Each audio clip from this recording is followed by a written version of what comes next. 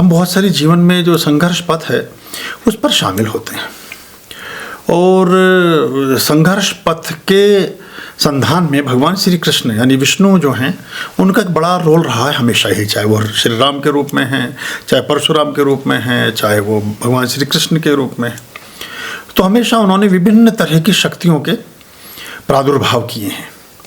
तो पीताम्बरा का जो उद्भव है सौराष्ट्र में माँ बगलामुखी का, और जो अपने खाटू श्याम जी के नाम से जो अपने देवता एक प्रसिद्ध हैं, और वो बड़े तेजस्वी और शक्तिवान देवता रहे, मतलब देवताओं की श्रेणी में ही भगवान श्री के आशीर्वाद से उनको हो गया है। वो पीताम्बरा के उपासक थे। जो मेघनाथ था रामायण काल में, वो पीताम्बरा का उपासक रहा है, बगलामुखी का, और बगला पाश में ही बंधे हुए चले गए। उन्होंने उसको और परिमार्जित किया भगवान श्री कृष्ण ने। तो पहले से बड़े प्राचीन युग से बगला की साधनाएं और बगला के प्रयोग चलते रहे हैं।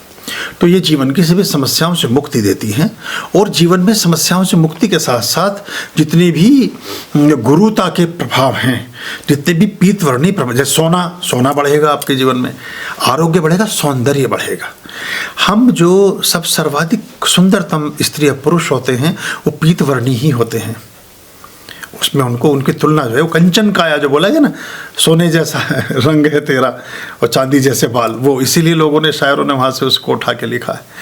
तो पीत वर्णा बनते हैं, और पीत से संबंधित जितनी चीज़ें हैं उसमें समृद्धि आती है, सुख आता है, ज्ञान बढ़ता है, ध्यान बढ़ता है, तेज बढ़ता है, ओज बढ़ता है, शक्ति बढ़ती है, और सारी टोटलिटी में आप आगे की तरफ चलते हैं। ये बहुत तरह की, ये ऐसा नहीं है कि अगर आप कहते हैं भी मेरा कोई रोग भी नहीं, मुझे आपके किसी नियर डियर को हो सकता है, या आज नहीं है कल के लिए अपने लिए आप एफडी बना सकते हैं। कोई राग नहीं है साहब, किसी व्यसन में आप नहीं है, आज नहीं है कल को किसी बच्चे को कुछ हो सकता है, आपके परिवार में किसी को हो सकता है।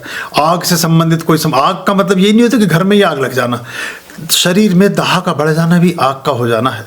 दाह यानी गर्मी का बढ़ जाना, पित्त के दोषों का हो जाना, अपच का होना, ये जितनी भी एसिडिटी का होना, ये आग के और दाह के बढ़ने से होता है।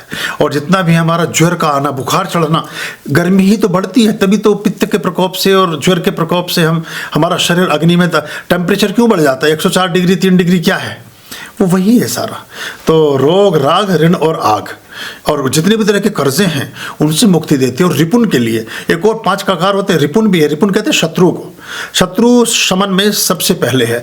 और शत्रु एक तो जाहिर तौर पर जो मनुष्य योनि में या मनुष्य में या किसी पशु के रूप में या किसी जानवर के रूप, हर आप 10 लोग सड़क पर जाएंगे, अगर कभी कोई पागल सांड या कोई अनियंत्रित पशु या कोई जानवर या कोई भी ऐसी चीज़ आ रही है, वो सबको नहीं करेगा, किसी पर्टिकुलर एक आदमी के साथ उसका कुछ दुर्व्यवहार होता है। कुत्ता सबको नहीं काटेगा, किसी को देख के पूंछ लाएगा और किसी पर गुर्रा के आएगा। क्यों?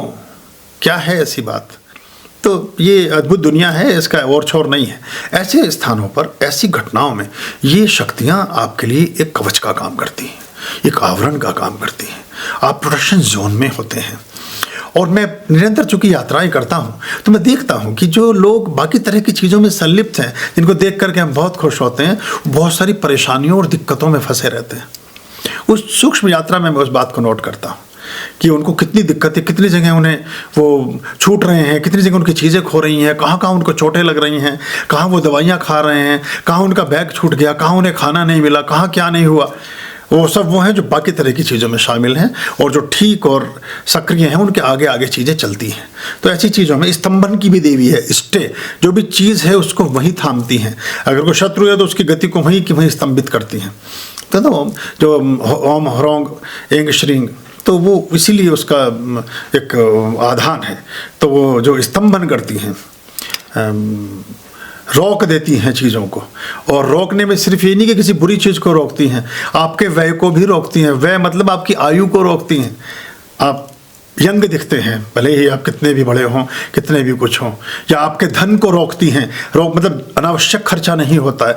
बहुत अद्भुत देवी हैं, इसलिए प्राय जितने भी बड़े साधक हैं वो बगला के बिना साधना के पथ पे पारंगत नहीं हो सकते और ठीक से चीज़ें नहीं काम करती हैं। आर्यं शरणं शुभमस्तु, संभवकरणं हरमस्तु, देवं वर्णं कर्मस्तु, पापं चरणं परमस्तु, पापं धर्मं मर्मस्तु, तारं कर्मं कर्मस्तु, हृदयं बीजं धर्मस्तु, शोकं दुःखं हरमस्तु, शोकं दुःखं हरमस्तु आर्यं शरणं शुभमस्तु सम्भवकरणं हरमस्तु देवं वर्णं कर्मस्तु पापं चरणं परमस्तु पापं धर्मं मर्मस्तु तारं कर्मं कर्मस्तु हृदयं बीजं धर्मस्तु शोकं दुःखं हरमस्तु